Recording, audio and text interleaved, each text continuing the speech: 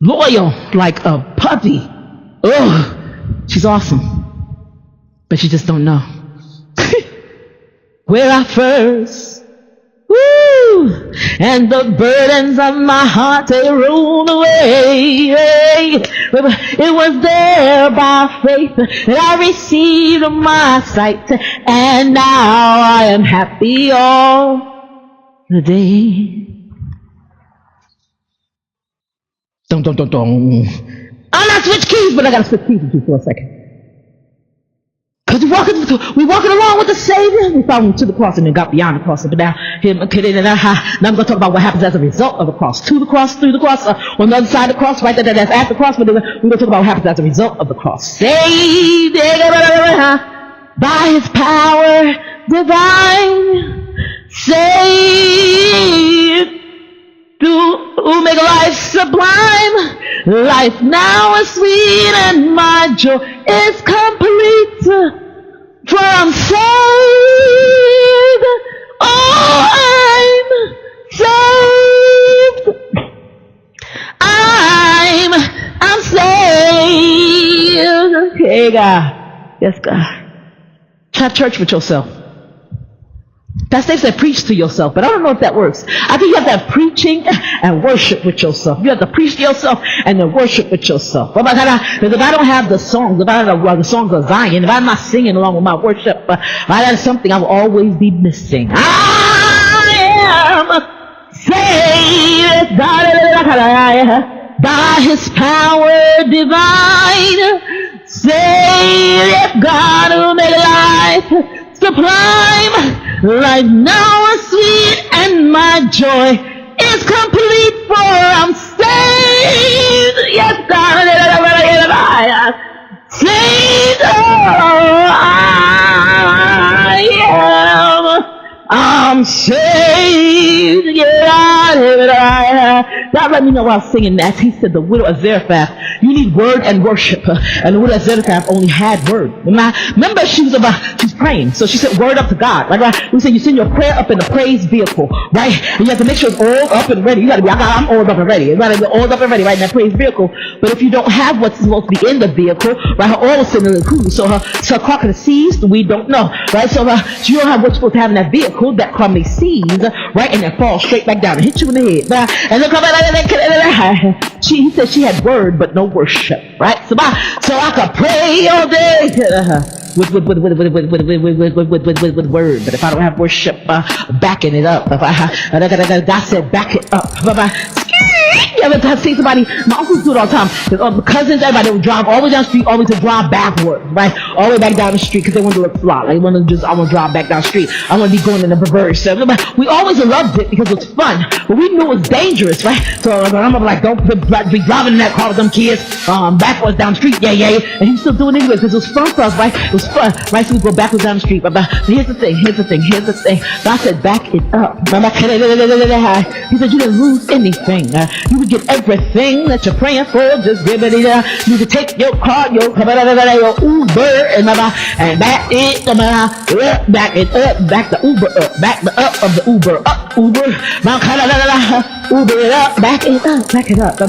God said, you may have sent your prayer up in a praise vehicle, or you thought you were sending your prayer up in a praise vehicle, but you may have just sent your prayer up and it may have been just a vehicle, or you may have had a praise vehicle all up and ready, but you may not have the right type of prayer. I said, because if you're not praying in God's will, if you don't give God a Gethsemane prayer, he's not hearing it anyway. Salvation prayer. God save me. You know how that works all the time? Because God's will is that you be saved. Every prayer is not for you. If they're not prayer is not for this day, right? And then some prayers might have worked 100 years ago, even for me, but just don't work today.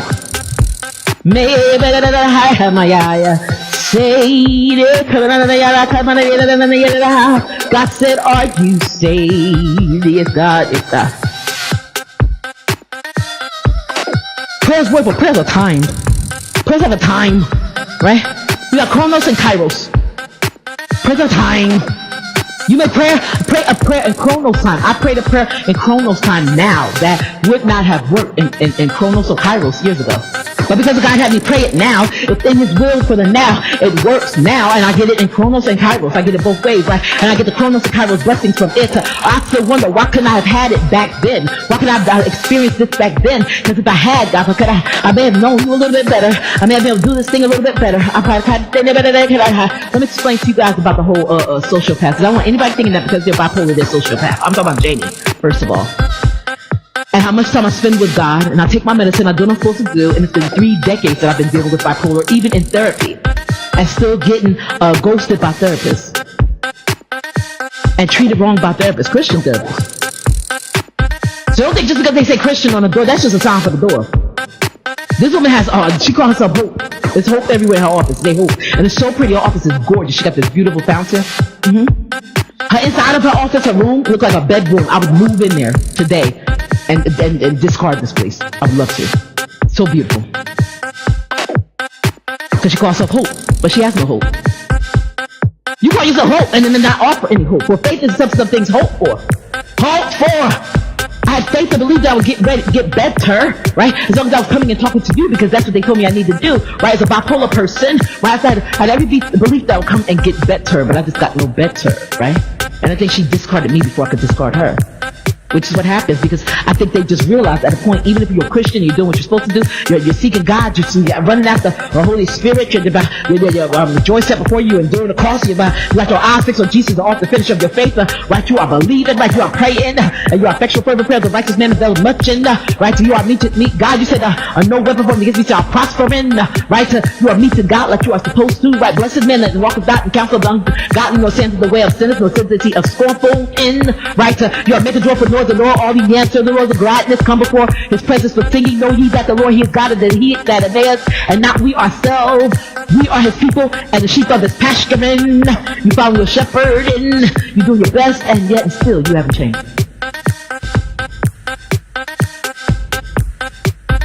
I was angry at her.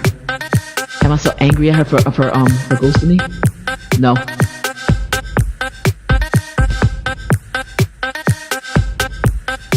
I think her ghosting me was a sign of her conceding defeat. And I think her ghosting me was in her mind, she told herself that she was doing it for me. She wasn't doing it for me. She was totally selfish in what she did, and it was nasty. And there's going to be consequences. I know there is. There's just going to be heavily consequences. You can't call yourself and hope and claim hope, but then ghost people. You can't do that.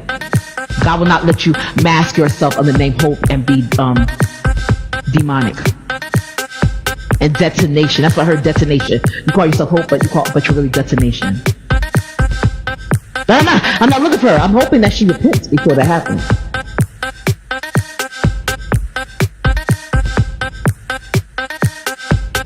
But God turns everything for good. Because my pastor said to me, he said, Jamie, I'm gonna be your plan B. Not plan B, but backup. It was almost like we had a plan. I was like, yes, that's the way I saw it too. But she would be the A, and he would be the B, except she knew. So instead of signing a release, she ghosted me. So now, just drop me. What that did for me is that gave me a better counselor. Because I got a therapist that's much better, 10 times better, right? I don't know how long she's going to last, but I've just dedicated myself to just doing what she tells me to do, doing it fast before she has a chance to detonate. Say some lies on that one. I'm focused. I'm like I was with her, I won't say the first name, with her, and Brian before her, right? And Shoshana Eisenberg before her. Since I was 13, I've been dedicated to getting better. It just hasn't happened. And so that's what I meant by sociopath, a miniature sociopath. In that, most people that are bipolar, right, if we could change, they wouldn't declare us disabled. And if people claim to be bipolar that are not, because people, when they test you, they tested me. That man was tested me for about 10 minutes. That next week, he was like, no. You stay away from all public places. You sit down somewhere, you don't go to no job, you don't be around no peoples. People don't like you. People don't like you, and people's toes don't like you. They don't like it. They don't like their fingernails. Don't want you around them. You stay home. You're abrasive. And that was nice. He asked me questions and I just answered them. He asked me about the president and he asked me to actually make a calculation. To add, and he just kept saying, add this, add this, add this, add this. I was like, got it right? He's like, he looked at me and smiled. He's like, yeah, you did. And I got a note saying I was disabled. Do you know how that feels? I never told anybody about this. The test, I took him my pill bottles. He said, I don't need to see that. They told him to bring the pill bottles. He's like, I don't need to see that. And I was going to take a clonazepam, right? Which you are not supposed to take for 10 years. But my doctor had me on it for 10 years. You're not supposed to take that, right? For anxiety, I'll take clonazepam. I think I'll take a Depakote and I'll take a lithium. And I said, yeah, I'm a math major. He's like, okay, add this, add this, add this, add this. And I was like, okay, bam, bam, bam. I was like, got it right? He said, yeah. I was like, I said the alphabet backwards too. You want to see me do that? He's like, yeah. I did it. Yeah, I did it. And he smiled. He smiled nicely, so I thought I was going back to work. I'm gonna be honest with y'all. I thought I was going back to work. I thought I was going back to work. Because I didn't ask for that. And he said, no, not you. You ain't gonna, no, not you. You know, not you. February 2nd, I still remember it. What's odd about it is this is how God works, right? See, I don't know what God is doing on this end, completely on this end. All I know right now, with everything in me, I would love to ask Pastor Dave to just take over Miss Linda Ellis's leg, or take over a leg, whatever the other leg, whatever it is. I would give him a Kirk's leg. Take it over, you have it. But he's not supposed to do that. I know he's the supervisor, so he's supposed to be watching the stool. He's supervising the stool and making sure that the legs fall apart. He's watching the three, so he can't be a part of the three. Sometimes we make people a part of our three when the three are already busy working on you.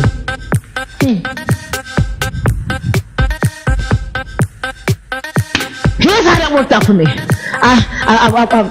My job, I talked to my job and I said I have to go to the hospital for a while. They said, we know, we got the notice, right? So before I knew it, right, I came back, and the funny thing is they must have kept calling those people that I was living with, because they said, we've been calling to talk to you, and those people kind of like just kept putting us off. So we sent your unemployment, my job, Life Touch Portrait Studios, they do not give unemployment.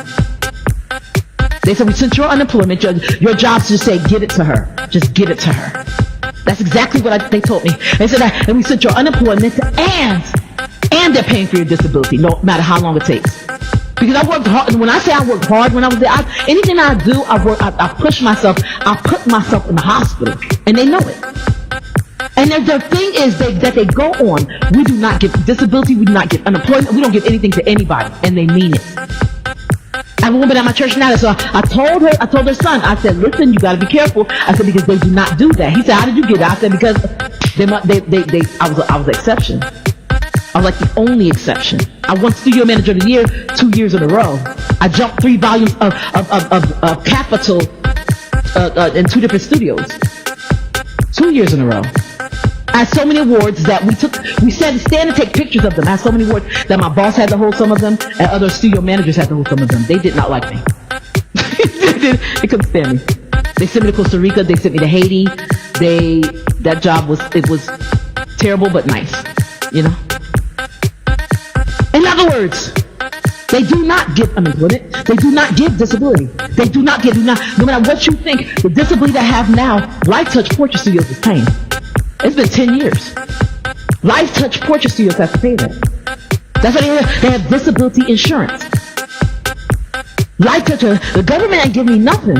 Life Touch, when it comes to God and Life Touch Portrait Studios, and God took them and they said no matter how long it takes. I asked the woman, she said that they told me to send it to you, both the unemployment and the disability, no matter how long it takes to give it to you. That's crazy. Well, God makes you the exception to the rule. That's because I was following him. And he knew he was going to have me out so I could follow him. Don't tell me I'm abrasive when I do my blog. I'm in training. If it don't come from my pastor or don't come from God, I'm not listening to you. I'm in training with God. God has me occupied. You know, you go to the bathroom, it says occupied. They say occupied behind the yes. This bathroom is occupied. Why? Because God has me behind the door, cleaning me up and washing me up. making me over. I told her, I said, she said, I just thought you weren't ready. I said, you don't know if I'm ready or not. You don't know what ready means. Don't worry about my readiness. God has that. God's going to take care of my readiness.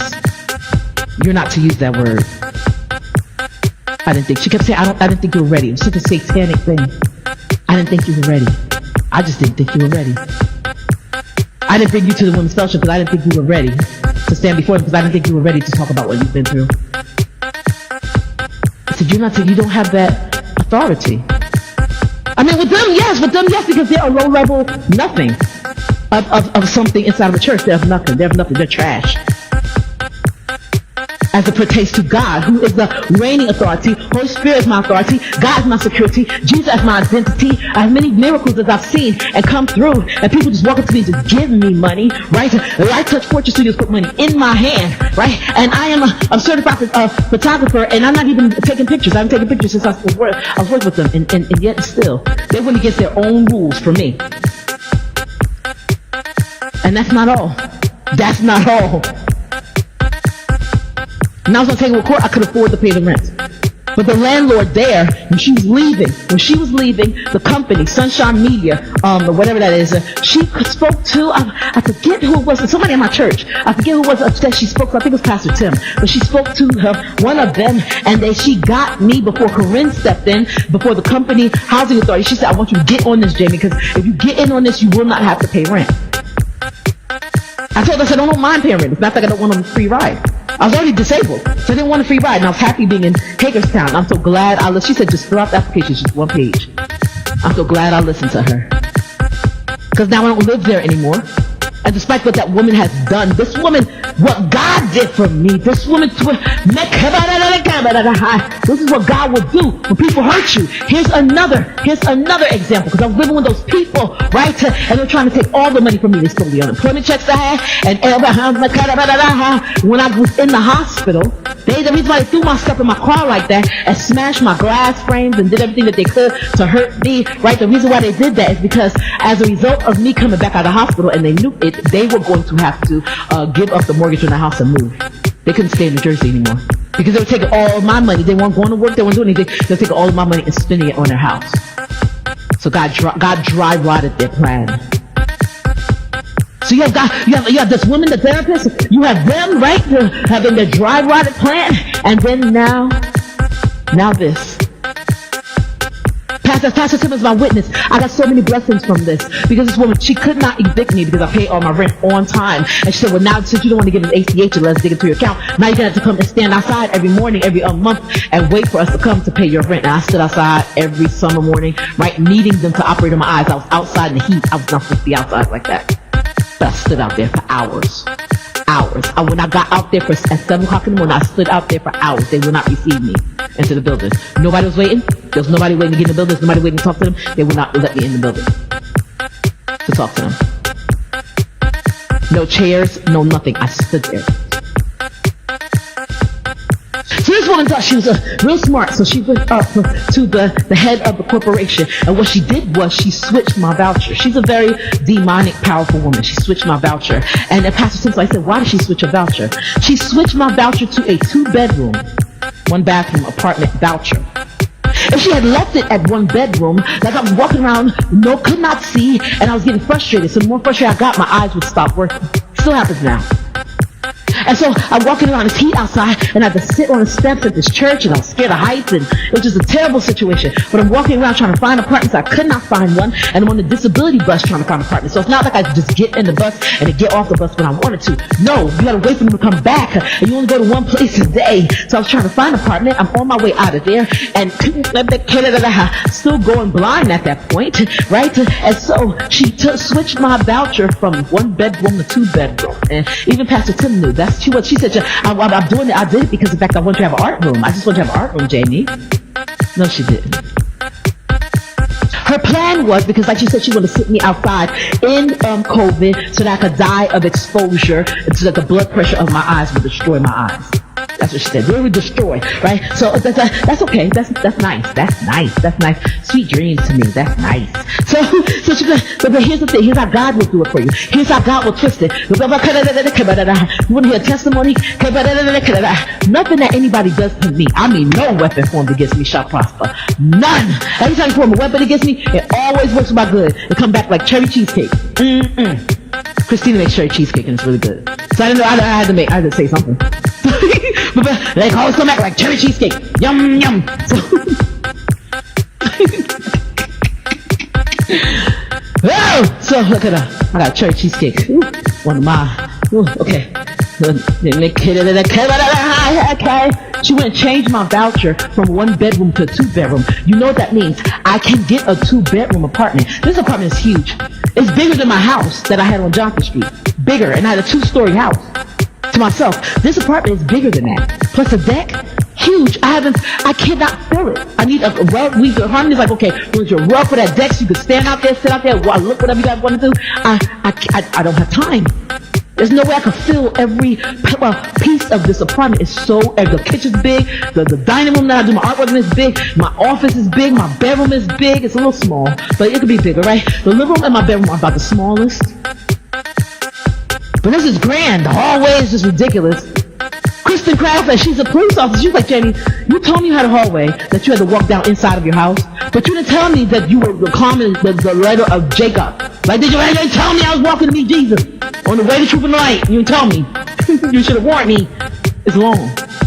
Miss D got me a runner, and it only covers half the hallway. It's long. It's ridiculous. 14 windows. I had 9 windows in my place. 14 windows. And I know because we wanted to find curtains for everything. I'm just that type of person. I like to count my blessings. 14 windows. And in that, this is what comes from following God. In that, right? She was going to give me a 2-bedroom voucher, right? To switch my voucher off. She wanted to switch my voucher off. Why? Because she wanted to throw me off, right? Because here's the thing. If I'm one person, it's not likely that a person will give one person standing in front of them, it's not likely that they will give one person a 2-bedroom house. I'm not giving you a 2-bedroom apartment for one person. Can you pay for it? You are disabled and it's 2 bedrooms. So I'm gonna give you more when you bring it in something that's kind of shaky and less. Disability can end at any time. I mean, it really can't because I'm total permanent disability. Like they don't want me near folk. Especially in customer service. So it's total permanent disability. But with total permanent disability, I got the house on Johnson Street, and with total permanent disability, God told me point up and pray. Remember that? Point up and start praying. He said, Jamie, your mountains are gonna still your mercy, your new mercy is gonna start to look like mountains. He said, point up out the window. He said, you point up out this window and you pray. Point up. And I said, God, if I look at it, right, when I'm pointing up at this place. I was living at 212 Jonathan Street, 212. That's my address. And I'm living at 232, 1 block up, pointing up.